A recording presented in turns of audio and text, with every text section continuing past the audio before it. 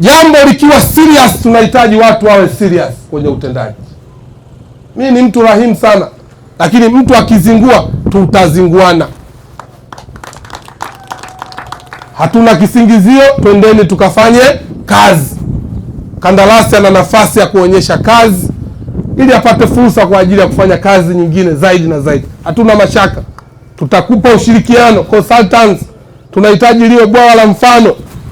Moja katika ndoto za Mheshimiwa Rais katika wizara yetu ya maji, nchi yetu ya Tanzania sio maskini wa mvua. Mvua imekuwa ikileta maafa maeneo mbalimbali, barabara zinakatika, wananchi wamepata mafuriko. Inakuwa haipendezi kuona mvua inaleta mafuriko na maafa, baadhi ya maeneo wananchi hawana maji.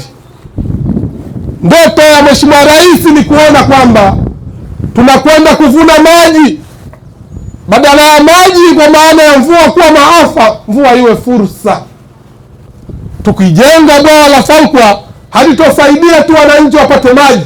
Wizara ya Kilimo inaweza ikaona fursa kwa ajili ya kilimo cha umwagiliaji, ili wananchi waweze kulima kiangazi, waweze kulima masika. Huo ndio uelekeo wa Mheshimiwa Rais. Tunajenga bwawa la Kidunda, leo tunajenga bwawa la Farkwa. Hili ni bwawa kubwa ambalo lina uwezo wa kuhifadhi maji lita zaidi ya bilioni, Katibu Mkuu amezungumza bilioni 470. Ni mradi mkubwa, unahitaji kulindwa, unahitaji kutunzwa ili kuhakikisha kwamba unakuwa na manufaa kwa vizazi vya sasa na vizazi vya baadaye. Mradi huu bwawa la Farkwa utakuwa mkombozi wa kukabiliana na mabadiliko ya tabia nchi. Leo tumeshuhudia baadhi ya maeneo yanategemea vyanzo vya maji vya mito imekauka. Dar es Salaam, Toluvu ulikauka. Mabwawa ndio njia sahihi ya kukabiliana na mabadiliko ya tabia nchi. Kwa hiyo baadhi ya maeneo mbalimbali, na sisi kama Wizara ya Maji tajenga mabwawa makubwa, tajenga mabwawa ya kati na mabwawa madogo ili kuhakikisha wananchi wanapata huduma ya maji safi na salama. Mwisho, nataka nikuombe sana Katibu Mkuu. Leo umefanya kazi kubwa, umefanya kazi nzuri, hongera sana. Mimi waziri wako najivunia kufanya kazi na katibu weka aina yako.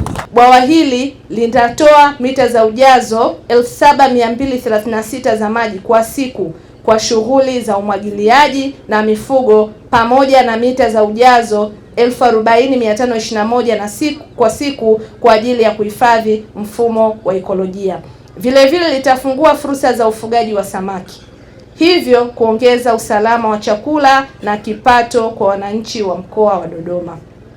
Mradi huu pia utahusisha ujenzi wa bwawa kuu lenye urefu wa mita 1300 na kimo cha mita 32 pamoja na bwawa dogo lenye urefu wa mita 1600 na kimo cha mita 15 litakalojengwa umbali wa takriban kilomita 3 upande wa magharibi ili kuzuia upotevu wa maji. Mheshimiwa Waziri, mkataba huu tunaoenda kusaini muda si mrefu una thamani ya dola za Marekani milioni 62.29 sawa na shilingi bilioni 163.43. Kazi hiyo itatekelezwa na kampuni ya China Jiangxi International kwa kipindi cha miezi 22. Kazi nzuri sana ya kutuletea mtu ambaye halali wala hasinzii kuhakikisha kwamba mkoa wa Dodoma na Tanzania kwa ujumla inapata maji ya kutosha.